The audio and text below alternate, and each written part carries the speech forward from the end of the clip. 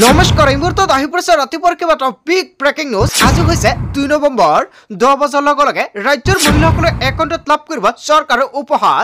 অৰুণোদয়ৰ প্ৰতিজন হিতাধিকাৰীৰ একাউণ্টত 1250 টকাকৈ প্ৰদান কৰিব। 4 দিনৰ ভিতৰতে কৰি লওক এইকেইটা গুৰুত্বপূৰ্ণ কাম। লগতে লাখ লাখ মহিলাসকলৰ একাউণ্টত 10,000 টকা বিতৰণ কৰি আছে। আপোনাৰ সমষ্টিত আপুনি 10,000 টকা পাইছে নাই কমেণ্ট কৰি জনাই দিয়ক। মৰিগাঁৱৰ মহিলাক যোৱাকালি মুখ্যমন্ত্ৰী ডক্টৰ হিমন্ত বিশ্ব শৰ্মাই 10,000 টকা বিতৰণ কৰিলে। PM কিষাণৰ প্ৰতিজন হিতাধিকাৰীৰ একাউণ্টত 21তম কিস্তি 2,000 টকা প্ৰদান কৰিব। যদি আপোনাৰ ৰেচন কাৰ্ড আছে নতুন নিয়মেৰে ল'ব লাগিব ৰেচন। যদি আপুনি চৰকাৰী ঘৰৰ বাবে জিঅ'ডিন কৰিছে ভাল খবৰ। লগতে কেইবাটাও ৰাজনৈতিক খবৰৰ লগতে অৰাজনৈতিক খবৰ যুগুত কৰা হৈছে। আজিৰ দিনটোত গোটেই অসম তথা ভাৰতৰ বিভিন্ন প্ৰান্তৰ পৰা যুগুত হৈছে কেইবাটাও ডাঙৰ খবৰ। এনেবোৰ খবৰ নিতৌ পাই থাকিবলৈ চেনেলটি ছাবস্ক্ৰাইব কৰি ভিডিঅ'ৰ দুটা লাইক কৰিবলৈ নাপাহৰিব। আজিৰ আমাৰ প্ৰথম গুৰুত্বপূৰ্ণ খবৰ হৈছে অসমবাসীৰ বাবে এটা ডাঙৰ খবৰ। হাতত মাত্ৰ 4 দিন বাকী আছে। অৰুণোদয় হিতাধিকাৰীৰ পৰা বৃদ্ধ পেঞ্চন হিতাধিকাৰীলৈ ডাঙৰ খবৰ আহি পৰিছে। 10 তাৰিখে লাখ লাখ টকা লাভ কৰিব চৰকাৰী ধন। প্ৰতিগৰাকী হিতাধিকাৰীৰ একাউণ্টত জমা হ'ব চৰকাৰী ধনৰাশি। শীঘ্ৰে কৰি লওক KYC আপডেট। অৰুণোদয় আঁচনিৰ লাখ লাখ মহিলাৰ একাউণ্টত জমা হ'ব 1250 টকা। বৃদ্ধ পেঞ্চন আঁচনিৰ ধন লাভ কৰা হিতাধিকাৰীৰ একাউণ্টত জমা হ'ব ধনৰাশি। বিধৱা পেঞ্চন লাভ কৰা হিতাধিকাৰীৰ একাউণ্টত জমা হ'ব চৰকাৰী ধন। দিব্যাংগ শ্ৰেণীৰ ধন জমা হ'ব আপোনাৰ বেংক একাউণ্টত। কিন্তু মনত ৰাখিব 10 তাৰিখে ৰেচন লাভ কৰাৰ অন্তিম দিন। 10 তাৰিখৰ পূৰ্বে আপুনি ৰেচন লৈ ল'ব লাগিব। 10 তাৰিখৰ আগতে আপুনি সংগ্ৰহ কৰক ৰেচনৰ সামগ্ৰী। ধন লাভৰ পূৰ্বে আপুনি ঠিক কৰি লৈ লওক আপোনাৰ একাউণ্ট। যদি আপোনাৰ একাউণ্টৰ কিবা সমস্যা আছে তেনে ক্ষেত্ৰত আপুনি 4 দিনৰ ভিতৰত সমাধান কৰি লৈ লওক। কিন্তু 10 তাৰিখত লাখ লাখ মহিলাৰ একাউণ্টত 1250 টকা প্ৰদান কৰিব।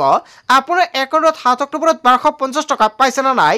যদি আপুনি পোৱা নাই বেংক একাউণ্টৰ KYC আপডেট কৰক। যদি আপোনাৰ একাউণ্টৰ KYCটো আপডেট কৰা আছে তেনে ক্ষেত্ৰত ব্লকত যাব লাগিব আৰু আপোনাৰ যাৱতীয় নথিপত্ৰ জমা দিব লাগিব। তথাপিও যদি আপোনাৰ একাউণ্টত টকা পোৱা নাই সকলোখিনি ঠিকেই আছে নিশ্চয় আপুনি কমেণ্ট কৰি জনাই দিব। নেক্সট ভিডিঅ'ত জনাই দিয়া হ'ব কি কি কৰিব লাগিব। তাৰপিছত অসমবাসী ৰাজুক জনসমৰ পৰৱৰ্তী খুবেই গুৰুত্বপূৰ্ণ খবৰ লগতে ডাঙৰ খবৰ। দেশৰ কৃষকসকলৰ বাবে ভাল খবৰ আহি পৰিছে। শীঘ্ৰে কৃষকৰ একাউণ্টত সোমাব 2,000 টকা। চৰকাৰে দেশৰ কৃষকলৈ আগবঢ়াব এই ধনৰাশি। দেশৰ কৃষকক চৰকাৰে প্ৰদান কৰিব এই টকা। ইয়াৰ আগতে কৃষকসকলে কৰিব লাগিব কেইবাটাও গুৰুত্বপূৰ্ণ কাম। দেশৰ প্ৰকৃত কৃষককহে প্ৰদান কৰা হ'ব PM কিষাণৰ ধনৰাশি। হিতাধিকাৰীসকলে কৰিব লাগিব KYC আপডেট।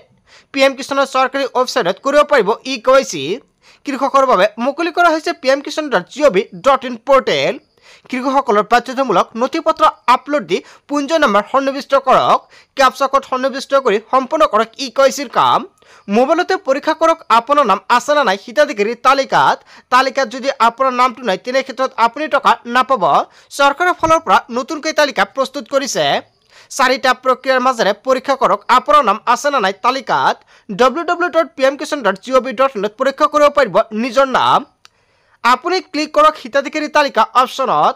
তাৰপিছতে আপুনি ড্ৰপ ডাউন কৰি অপশ্যনত যাই তাতে দেখা পাব ৰাজ্য, জিলা, উপজিলা, ব্লক, গাঁৱৰ নাম সন্নিৱিষ্ট কৰিব লাগিব।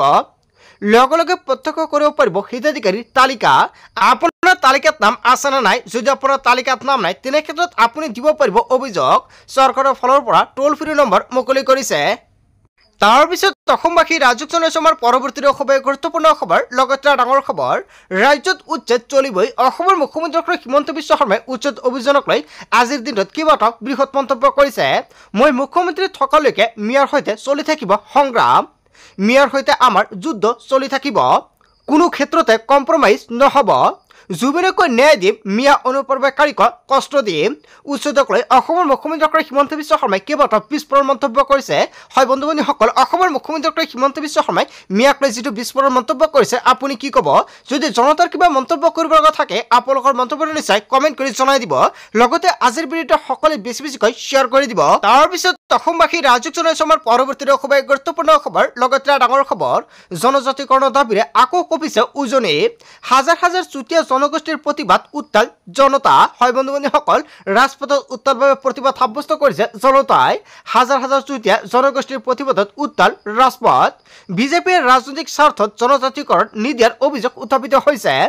বিজেপি চৰকাৰক বিজেপি চৰকাৰক ব্ৰহ্মপুত্ৰত দুলাই পেলোৱাৰ হুংকাৰ প্ৰদান কৰিছে জনতাই বাৰে বাৰে চৰকাৰে মাতি নি প্ৰতাৰণা কৰাৰ অভিযোগ উত্থাপিত হৈছে জনজাতিকৰণ দিম বুলি মাতি নি চাহমিল পতাৰ অভিযোগ উত্থাপিত হৈছে কোন প্ৰধানমন্ত্ৰী মুখ্যমন্ত্ৰী চিনি নাপাও জনজাতিকৰণ লাগিবই প্ৰতিবাদকাৰীয়ে জনসমুদ্ৰলৈ পৰিণত কৰিছে গোলাঘাটৰ ৰাজপথত জনজাতিকৰণৰ দাবীৰে আকৌ কপিছে উজনি হয় বন্ধু-বান্ধৱীসকল এনেকুৱাকৈ জনতাই ভয়ংকৰভাৱে প্ৰতিবাদ সাব্যস্ত কৰিছে জনজাতিকৰণক লৈ তাৰ পিছত অসমবাসী ৰাজক জনাইছে আমাৰ পৰৱৰ্তী খুবেই গুৰুত্বপূৰ্ণ খবৰ লগতে ডাঙৰ খবৰ দিছপুৰ থানাত আত্মসমৰ্পণ কৰিছে বিকাশ অসমে হয় বন্ধু-বান্ধৱীসকল এটা বিগ ব্ৰেকিং নিউজ আহি পৰিছে বিগত কেইদিন ধৰি পলাতক হৈ আছিল বিকাশ অসম আৰু বিকাশ অসমক বিচাৰি আৰক্ষীয়ে চলাইছিল মাৰাত্মক অভিযান আৰু মাৰাথন অভিযানৰ পিছত অৱশেষত আৰক্ষীয়ে চলাইছিল এই অভিযান আৰু অভিযানৰ পিছতে অৱশেষত আত্মসমৰ্পণ কৰিছে মহানগৰ আৰক্ষীয়ে চলাইছিল অভিযান বিকাশ অসমক লৈ কঠোৰ হৈ পৰিছিল মুখ্যমন্ত্ৰী ডক্টৰ হিমন্ত বিশ্ব শৰ্মাই ইতিমধ্যে মুখ্যমন্ত্ৰী দিছিল ইংগিত অসমৰ আই মাতৃসকলক অপমান কৰাৰ অভিযোগ বিকাশ অসমৰ বিৰুদ্ধে কঠোৰ ব্যৱস্থা ল'বলৈ নিৰ্দেশ প্ৰদান কৰিছে মুখ্যমন্ত্ৰী ডক্টৰ হিমন্ত বিশ্ব শৰ্মাই বিকাশ অসমক বীৰ লাচিত সেনাৰ সদস্য পদৰ পৰা কৰা হৈছে বহিষ্কাৰ বিকাশ অসমক লৈ কঠোৰ হৈ পৰিছে মুখ্যমন্ত্ৰী ডক্টৰ হিমন্ত বিশ্ব শৰ্মাই দিছপুৰ থানাত আত্মসমৰ্পণ কৰিছে বিকাশ অসমে হয় বন্ধু-বান্ধৱীসকল এটা ডাঙৰ খবৰ আহি পৰিছে তাৰ পিছত অসমবাসী ৰাজক জনাইছে আমাৰ পৰৱৰ্তী খুবেই গুৰুত্বপূৰ্ণ খবৰ লগতে ডাঙৰ খবৰ উচ্ছেদ বন্ধ নহয় ৰাজ্যত পুনৰ অসমৰ মুখ্যমন্ত্ৰী ডক্টৰ হিমন্ত বিশ্ব শৰ্মাই উচ্ছেদক লৈ বৃহৎ মন্তব্য কৰিছে সন্দেহজনক লোকৰ ঘৰত পুনৰ চলিব বুলডোজাৰ জুবিনৰ ন্যায় এফালে আৰু আনফালে উচ্ছেদ অভিযান জুবিনৰ ন্যায় প্ৰদান কৰা হ'বই কিন্তু জুবিনৰ গয়নালৈ হাৰি যাব নোৱাৰিব বেদখলকাৰীয়ে ৰাজ্যত বৃহৎ উচ্ছেদৰ ইংগিত প্ৰকাশ কৰিছে মুখ্যমন্ত্ৰী ডক্টৰ হিমন্ত বিশ্ব শৰ্মাই মিয়াৰ সৈতে মোৰ সংঘাত চলি থাকিব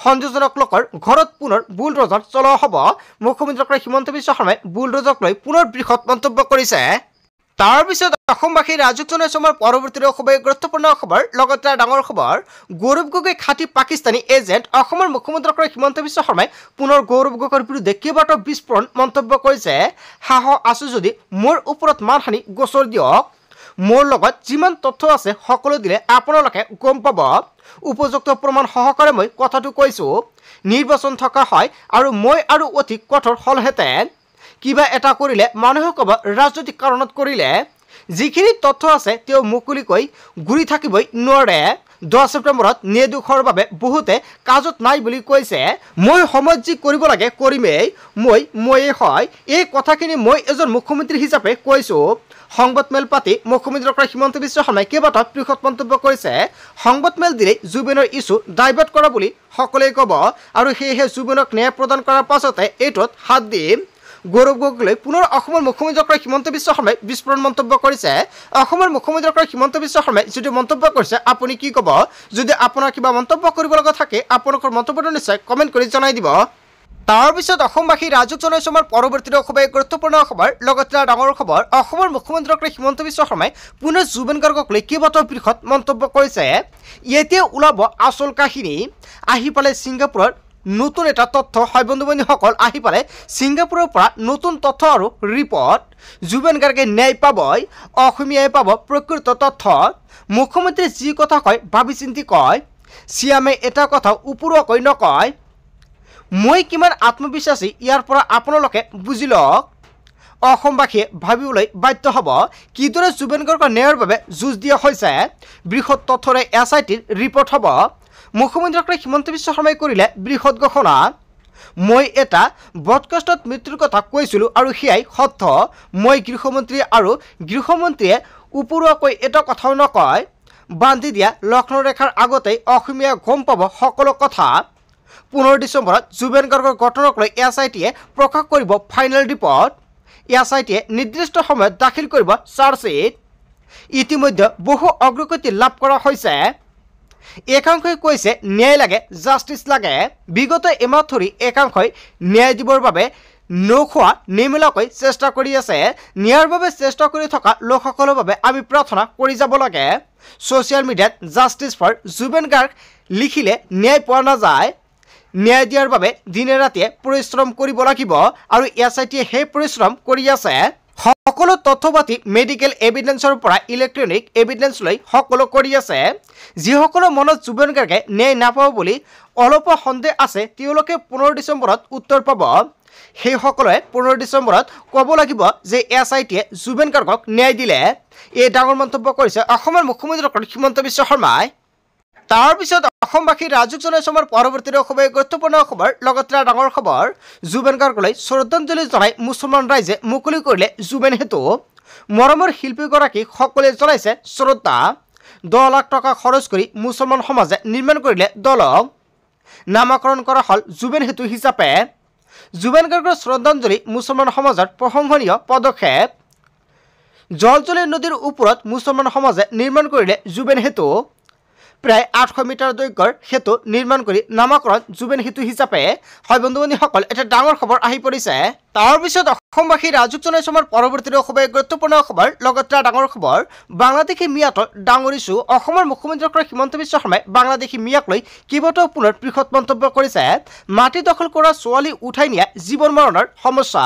আৰু এইটো ইছ্যু দায়বদ্ধ নহয় আমি ক'ত জীয়াই থাকিম বাংলাদেশী মিয়া ইছ্যু 30 বছৰলৈকে চলি থাকিব 17 মাটিলৈ যোৱাটো হিমন্ত বিশ্ব শৰ্মাৰ ইছ্যু নহয় লাভজাত হিমন্ত বিশ্ব শৰ্মাই বনোৱা ইছ্যু নেকি 30 লাখ হেক্টৰ বিঘা দখল কৰাটো হিমন্ত বিশ্ব শৰ্মাৰ ইছ্যু নেকি এনেকুৱাকৈ মুখ্যমন্ত্ৰী ডক্টৰ হিমন্ত বিশ্ব শৰ্মাই কেইবাটাও বৃহৎ প্ৰশ্ন উত্থাপিত কৰিছে জুবিনক আমি ন্যায় দিমে জুবিনৰ ন্যায় নিজৰ জাগাত আৰু 100% ন্যায় দিম বাকী ইছ্যু নোহোৱা হ'ব নোৱাৰে জুবিন গাৰ্গৰ বাবে বহুতে বহুতৰ প্ৰশ্ন উত্থাপিত কৰিছে বাংলাদেশী মিয়াৰ কথা ক'লে ইছ্যু ডায়বেটৰ কথা কয় একাংশই কিন্তু অখিল গগৈ আৰু লুৰিণজ্যোতি গগৈ এবাৰ ইলেকশ্যন নেখেলো বুলি কৈ দিয়ক এনেকুৱাকৈ মুখ্যমন্ত্ৰী ডক্টৰ হিমন্ত বিশ্ব শৰ্মাই ডাঙৰ মন্তব্য কৰিছে জীৱনত জুবিনক সমালোচনা কৰি থকা ডুপ্লিকেট পাৰ্টি এটা আছে ডুপ্লিকেট ন্যায় পাৰ্টিটোৱে ইলেকশ্যন নেখেলো বুলি কৈ দিয়ক আমি অৰিজিনেল ন্যায় পাৰ্টি অসমৰ মুখ্যমন্ত্ৰী ডক্টৰ হিমন্ত বিশ্ব শৰ্মাই এনেকুৱাকৈ কেইবাটাও বৃহৎ মন্তব্য কৰিছে সংবাদমেল পাতি তাৰ পিছত অসমবাসী ৰাজুক জনসমৰ পৰৱৰ্তী খুবেই গুৰুত্বপূৰ্ণ খবৰ লগতে ডাঙৰ খবৰ